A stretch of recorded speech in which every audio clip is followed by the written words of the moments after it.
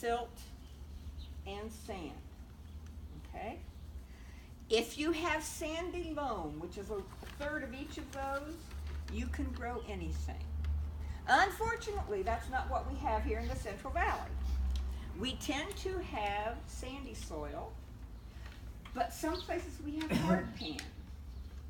And I've never done any real digging into this, whether it's caliche or not, but if there is lime in the hard pan, it's called caliche, and it's naturally occurring concrete, and you might as well just not try to plant any kind of vegetable there, just move on. You can put a raised bed on it, but the water is going to pool at the bottom of your bed and form what's called a parched layer, unless you make room for drainage out. So I know there's hard pan here, I don't know what kind of hard pan it is. You've all heard somebody talk about pH, which is the acidity or alkalinity of the soil. Most vegetables like acidity from 6 to 7. The pH range goes from 1 to 14, 1 being battery acid, 14 being lye, 7's in the middle, 7 is neutral. The one thing we do grow in the valley here that takes a pH of 5.5 down to 5 is blueberries. And blueberries. And if you look at the commercial blueberry growers, you will see they have got a big irrigation set up, and that's because they are acidifying the water that they irrigate with. It's very, very hard for a little gardener to grow a successful blueberry crop. It's because of our soil. The single most important thing we can do for our soil in the Central Valley is compost. Compost is rotted organic manure. If you have sand, it fills in the holes between the grains. If you have leaves of clay, it will open those leaves up to let water drain away. It's a slow release fertilizer. It is also helps neutralize the pH. So compost is the most important thing we can do. 75% of the problems that home gardeners have are caused by water. Too much water, too little water, uneven watering. My vegetable garden at home, I have not watered it all winter. I'll wait till it's been 4 weeks since we've had our last rain, and that's when I'll finally turn my irrigation on. I have drip irrigation. I tell when I need to water by digging down between 2 to 3 inches, and if there's moisture, I don't need to water because the roots are down that deep. It can dry out. The top 2 inches can absolutely dry out, and your plants will be fine if you've trained them to grow deep by letting that top couple of inches dry out. Their roots will go down. In August, when we have 110, 115 degree days, I may water 3 times a week. So vegetable gardening, while it isn't drought tolerant, it can be feasible to garden in a drought. Sunlight. Most vegetables need 8 hours of sunlight a day. They like more if they can get it. They'll grow with less, but you probably won't get as good a crop off of them. Warm season crops, which are our summer crops.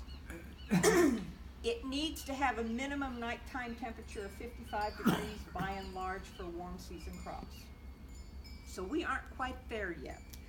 I don't know about you folks, but it was 48 out at my place this morning. You see tomatoes already planted. 45 degrees can damage a young tomato plant to where it will never produce fruit. So if you've absolutely got to get your tomato plants out now, you're going to have to put a hot cap on them.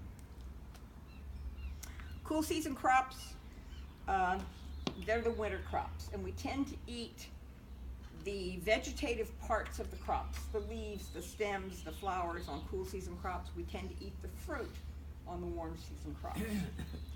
I have one rule, and you can't violate this rule if you're a new gardener. If you aren't going to eat it, don't plant it. Don't waste your time, your effort, your money, your water. Having said that, I plant one thing every year I have never grown before. Last year it was a red warty thing, and that's the name of it, red warty thing. It's a pumpkin, and it is literally red-orange, and it's got warts all over it. And I still have one that I haven't cut into, and it's sitting on my back patio. I want to wait and see how long it'll hold. But it was good. It was good fruit when we ate one. Okay. Pest control.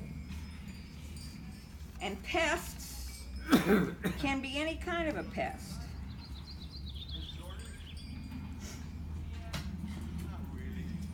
Anything growing in your garden, whether it's a plant you planted or a weed that came up, is going to demand water and nutrients. So you're better off pulling the weeds when they're little. But you got to be able to identify the weed seedling from the plant seedling. When I first started to learn to garden, my grandfather told me if it's growing in a straight row, leave it. If it's out in the walkway, pull it.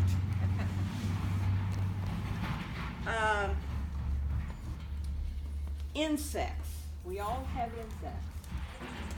The most effective way, well, let me tell you a little story.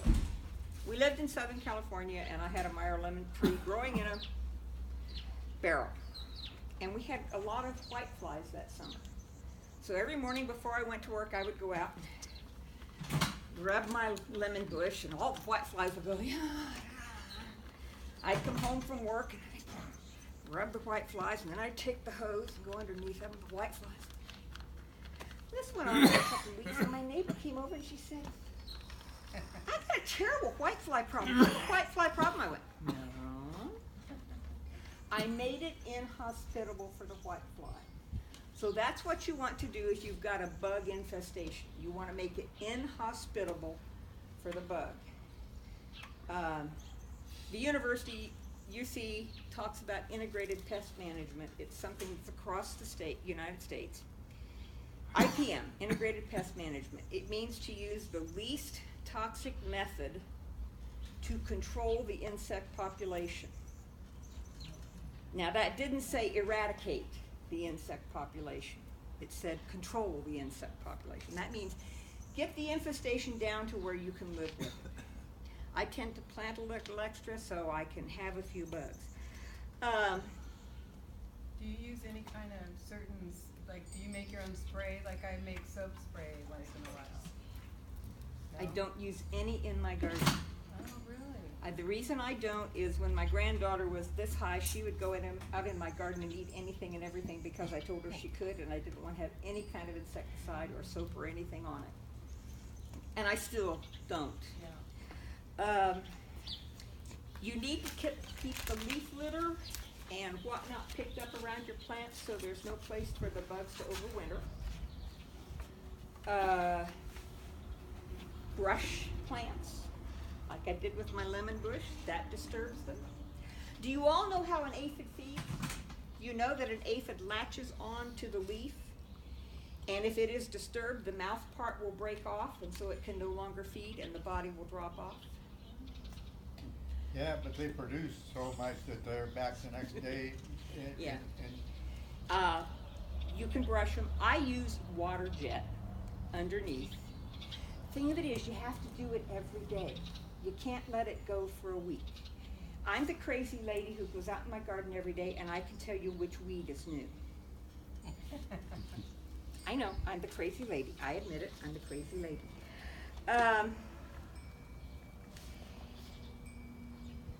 We have dust mites in the valley.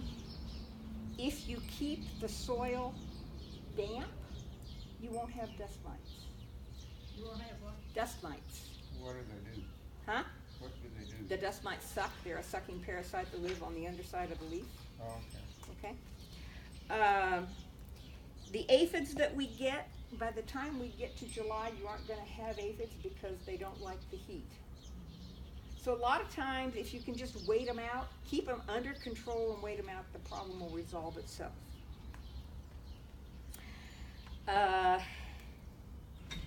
You can make an insecticidal soap solution, only it's not an insecticidal soap solution. It's a tablespoon of Dawn in a gallon of water, and it's a surfactant, and it breaks the cohesion effect that sucking animals have. It breaks the suction there, so they'll fall off.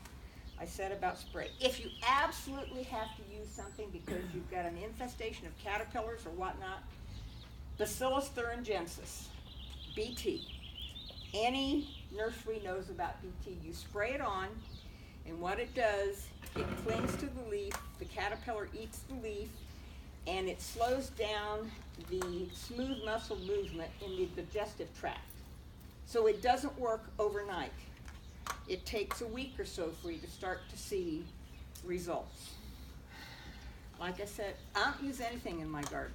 I pick bugs, I flip them off, I pull weeds. And I have a nice garden. I have lots of earthworms, I have lacewings. I'm also a beekeeper. That's another reason I don't use anything in my garden, because my beehives are just out there in the pasture.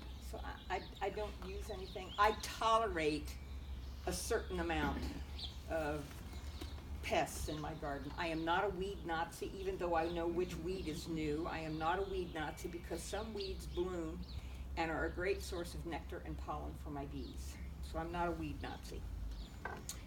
Okay. I'm going to put my Master Gardener hat on now, even though I'm no longer a Master Gardener. The label on any insecticide that you might use, okay? It is a legal document, and you are bound by that legal document if you use that pesticide. So if you use it wrong, and somebody gets sick because the lawyers have printed in fine print that you can't read, that you can't do what you did, they are not liable. Fair warning. No one knew that. I didn't know that. Oh, you didn't? No, it is a legally binding document that you agree to when you buy the product. You know that, Dwayne? No, Did you hear that? Did you never know that? I didn't hear How come they still sell Roundup? Because it hasn't been outlawed yet. They're working on it. And nothing else works quite as good as Roundup.